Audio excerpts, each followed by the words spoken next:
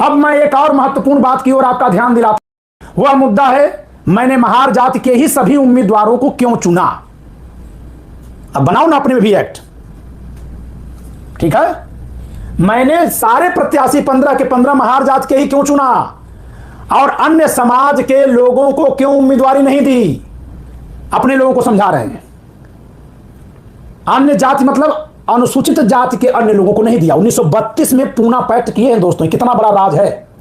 1932 में जब गांधी वहां कहते हैं 31 में गोलमेज सम्मेलन में कि भारत के दलितों का नेता मैं हूं, तो अंबेडकर कहते हैं, भीमराव कहते हैं कि नहीं नहीं ये कैसे हो सकते, ये तो खुद दलित नहीं है। आज भी लोग लिखते हैं आप कोई दलित हैं क्या जो जानेंगे। देखो तो अंग्रेजों का सब कुछ उन पर था, अंग्रेजों ने मान लिया कि नहीं जो उस समुदाय से वही है। लेकिन उस समुदाय में कितनी जातियां हैं और उसमें जो नेता बनकर सबका गया था वो जैसे ही वहां से आने के बाद यहां चुनाव हुआ तो 15 सीटें सुरक्षित होने पर 15 के 15 प्रत्याशी उसने क्या किया, महार जाति का बना दिया। मैं नहीं कह रहा हूं, वांग्मय संख्या हिंदी वांग्मय वैल्यूम 38 पढ़ लीजिए और इसमें देख लीजिए। अब मैं एक और महत्वपूर्ण बात की ओर आपका ध्यान दिलाता हूं। वह मुद्दा है, मैंने महार जाति के ही सभी उम्मीदवारों को क्यों चुना। सभी प्रत्याशी 15 के 15 महार जाति के थे और गोलमेज सम्मेलन में जब यही हक हासिल कर रहे थे तो सभी अछूतों के नेता बनने का दावा करते थे। अभी मैं कहूंगा कि कौन उनको चुन लिया था सभी अछूतों का नेता, तो लोग कहते हैं 5 लाख चिट्ठियां पहुंच गई थी। मतलब आज कितने लोग ब्रिटेन चिट्ठी लिख पाएंगे अगर कह दिया जाए, आज अगर कह दिया जाए ना कि 5 लाख लोग लंदन चिट्ठी लिखकर भेज दीजिए, नहीं भेज पाएंगे। उस समय जबकि जिस समाज के नेता थे लगभग सब अनपढ़ थे, 1% में लोग साक्षर थे और सबने चिट्ठी भेज दी। कहां, लंदन, अंग्रेजी में सबने भेज दी थी। 5 लाख चिट्ठियां पहुंच गई। बाहर झूठ फैलाना, तो चलो तुम्हारा झूठ हम खंडित करेंगे, ये पढ़ दो। मैंने महार जाति के सभी उम्मीदवारों को क्यों चुना। चुनना था तो चुन लिए होते, दूसरी जात को अपमानित क्यों कर दिए भाई। लेकिन कितना सम्मान दिया, जरा पढ़ लीजिए कि मैंने महार जाति के सभी उम्मीदवारों को क्यों चुना। कौन कह रहा है, जो 1931 के गोलमेज सम्मेलन में दावा करता है अंग्रेजों के सामने कि सभी अछूत जातियों का नेता है, वो ऐसा भेदभाव करने वाला व्यक्ति। जरा देखिए, मैंने महार जाति के सभी उम्मीदवारों को क्यों चुना और अन्य समाज के लोगों को क्यों उम्मीदवारी नहीं दी। सच पूछो तो इस मामले में हम ज्यादा गहराई में न जाएं, यही बेहतर है। अरे भाई, चित भी मेरी पट भी मेरी, कोट टाई तो आप ही पहने थे, लंदन से आप ही लौटे थे, शेष समाज तो बेचारा गांव का था, जो बोलते थे वो मान लेता था। लेकिन कब, जब अपनी जाति वाला देखता था, जैसे आज हो रहा है, दूसरी जाति वाले सवाल कर देते थे, तो इसी नाते प्रॉब्लम थी। आगे क्या कह रहे हैं कि गहराई में न जाए, यही बेहतर है। इसके बावजूद आज जिन्होंने राष्ट्रीय हरिजन पक्ष की स्थापना कर इस आरोप को उजागर किया, उनका जवाब देना जरूरी है। राष्ट्रीय हरिजन पक्ष के लोगों को मैं एक ही नाम से पुकारना चाहता हूं, ये ले भागो नियत के लोग हैं। मैंने इसलिए उन्हें अपने पक्ष से नहीं निकाला कि वे चमार हैं, भले वे चाहे कुछ कहते फिरे, मुझे उसकी परवाह नहीं। उन्हें न चुनने की वजह उनका ले भागो पना ही है। तो जब उनका ले भागो पना उन लोगों का है तो आपने एक ही जात को टिकट क्यों दिया। शब्दों का जाल फेंक रहे हैं। एक तरफ आप कह रहे हैं कि हमने सारे उम्मीदवार अपनी जात के बनाए और उस जात का नेता कोई संगठन बनाया था तो उस संगठन पर हमला करके, लेकिन उस पूरे जात को आप आरोपित कर रहे हैं कि ले भागो पनाही है। जहां भी कुछ हासिल हो वहां पहुंच जाओ। सिद्धांतों का, अनुशासन का कभी उन्हें एहसास नहीं था, जो मिले बटोर कर अपनी झोली में डाल लो। ये कहावत, ये लोकोक्ति कोई ब्राह्मण बना रहा है? कौन लिख रहा है? चमार जात के बारे में सीधे सीधे लिख रहे हैं अम्बेडकर। यही उनका धर्म है। हमने महार सत्याग्रह किया, आत्मनिर्भरता के कई आंदोलन चलाए, नासिक सत्याग्रह किया, चाहे आप बाकी सब छोड़कर पूरे करार का ही उदाहरण ले। सिद्धांतों के लिए जान पर बनाने तक हम कांग्रेस और उसके पंच प्राण बन चुके गांधी के साथ भिड़ गए। मतलब गांधी अंग्रेजों से लड़ रहे हैं, गांधी खुद छुआछूत निवारण आंदोलन चला रहे हैं, वे गांधी से भिड़ जाते थे। अरे समाज कुरीतियों को ढो रहा था। जब कुछ पाने की बारी आई तो ऐसे ले भागो कि हम तो क्यों याद रखें। चमगादड़ के रूप में जो अपना जीवन जीना चाहते हैं, पढ़ लीजिए। कोई दूसरे समाज का व्यक्ति आज के समय में कह देगा तो उस पर SC ST एक्ट लग जाएगा। चमगादड़ के रूप में जो अपना जीवन जीना चाहते हैं, उनके आरोपों की और उनकी हल्ला मचाने की आदत की परवाह मैं नहीं करता। मैं ये शब्दावली अपने से असहमत किसी गैर समुदाय के व्यक्ति के लिए नहीं बोल सकता। व्यक्ति के लिए भले बोल दूं, समाज के लिए कदापि नहीं बोल सकता, क्योंकि हर एक समाज में हर तरह के लोग हैं और इनको महामानव का दर्जा दिया जाता है। 1931 में यह व्यक्ति गोलमेज सम्मेलन में आने जाता है कि नहीं, अछूतों का नेता तो मैं ही हूं। अब बाबू जगजीवन राम पूरे उत्तर भारत के अछूतों के नेता थे, वो कौन थे? वो नेता नहीं थे। 1937 में वो पहली बार विधायक चुने गए हैं। सबसे कम उम्र के विधायक हैं जगजीवन राम जी। सबके साथ चल रहे थे।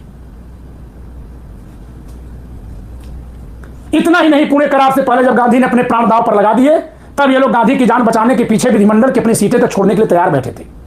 तो अब मेरी क्वेश्चन से जो ये जगहें मिली हैं, वे क्यों मांग रहे हैं? देखिए, ये देखिए जातिवादी सोच, घिनौनी जातिवादी सोच भीमराव की। तो अब मेरी कोशिशों से, यानी जो ये जाकर के लंदन में मांग के लाए हैं गोलमेज सम्मेलन से, वो इनकी जात की हो गई। मांगे हैं सबके, लेकिन जब ले आए हैं तो ये कहने केवल अपनी जात की। जनता समझ रही थी, इसने तो जनता ने वोट नहीं दिया। आज भी यही काम हो रहा है। इनके वाद को मानने वाले घोर जातिवादी हैं, घोर जातिवादी हैं। वो अपने अगल बगल की किसी जात को जो उसी वर्ग में रख दी गई है, बिल्कुल पनपने नहीं देते।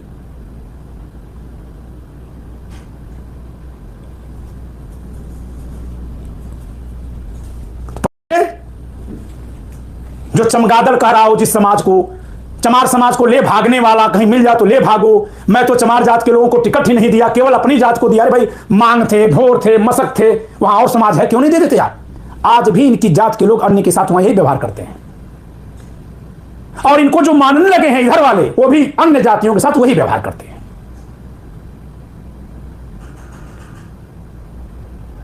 अब बताइए दोस्तों कि अगर मैं ये सवाल उठा रहा हूं कि एससी एसटी के पक्ष में जो रिजर्वेशन वो खत्म होना चाहिए, हमारे पर प्रतिबंध लगा करके जो इनको सीटें दी गई हैं, चंद जात के लोग उस पर अड्डा जमा करके बैठ गए हैं, वो संविधान विरोधी है कि नहीं है? कौन बात करेगा इस पर? कोई ऐसा नेता बात नहीं कर पाएगा जो इतना अध्ययन न करता हो। ये बात वही नेता कर पाएगा, वही व्यक्ति कर पाएगा जो अध्ययन करके बात निकाल के लाता हो। सोचिए 1931 में जो आदमी अछूतों का नेता बनकर के एक अलग पृथक निर्वाचक मंडल मांग के ले आता है लंदन से, वो मांग कर नहीं लाता है, उसको इसीलिए बुलाया ही गया था कि एक तो आएगा, उसी के बहाने दिया जाएगा। फूट डालो और राज करो कि अंग्रेजों की नीति का एक हिस्सा, एक पपेट।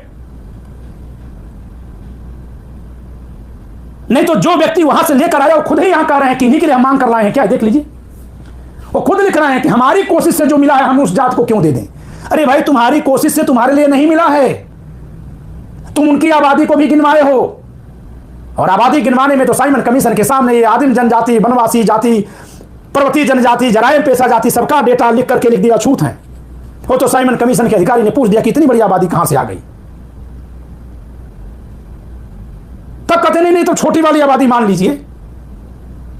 आपने साइमन कमीशन के सवाल को पढ़ा होगा, भाग 4 में मैंने कई बार पढ़ाया है। साइमन कमीशन का अधिकारी स्पष्ट करता नहीं, रुक जाइए, छोटी आबादी मत दिखाइए। आप बताइए कि जब आप सबकी जनसंख्या जोड़ रहे हैं तो क्या आप सबको वयस्क मताधिकार दिया जाए इसके पक्ष में हैं? तो व्यक्ति एक बार भी नहीं कहता कि देखिए अगर हो सके तो दे दीजिए। ना, मैं नहीं चाहता सबको अधिकार मिले।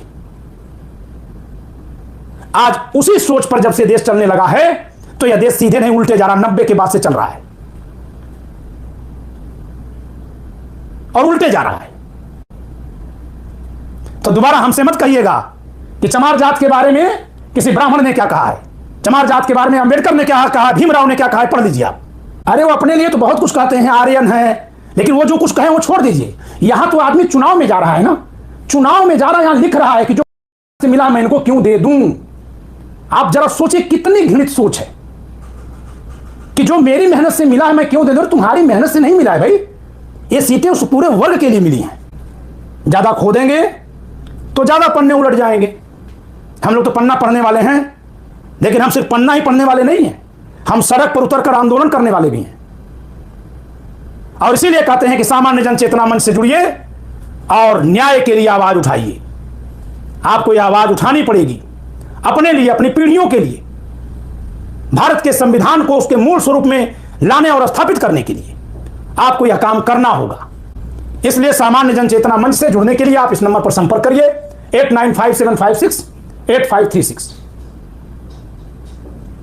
और बिल्कुल परवाह मत करिए कि सच बोलने पर, संविधान सम्मत बोलने पर, न्याय सम्मत बोलने पर, तर्क सम्मत बोलने पर इस देश में कौन सा कुतार्किक संविधान विरोधी कानून आपका क्या बिगाड़ देगा। इसकी परवाह करने की जरूरत नहीं है। हमने हर समय जब देश पर खतरा हुआ कुर्बानियां दी हैं, हम देने के लिए तैयार हैं। हम ऐसे नहीं है कि हम 3000 साल बाद जाकर के लिखें कि यार हम तो हमें गुलाम किया गया। गुलाम बन करके हम नहीं जिएंगे। तब तक अंधेरे में जब तक थे तब तक चुप थे। जब किताबें अब खुल गई, सच्चाई दिख गई तो लोग लड़ेंगे। और हर जाति समाज के लोगों का यह धर्म है कि अगर उनको अंधेरे में रखा गया तो अंधेरे से उजाले में निकले। हर व्यक्ति का यह धर्म है। और हम नहीं मानते कि कोई 3000 5000 साल गुलाम था। यह झूठी कहानी है। वो अपने आप को लज्जित करने वाली कहानी है जो अपने आप का यह दावा करता है।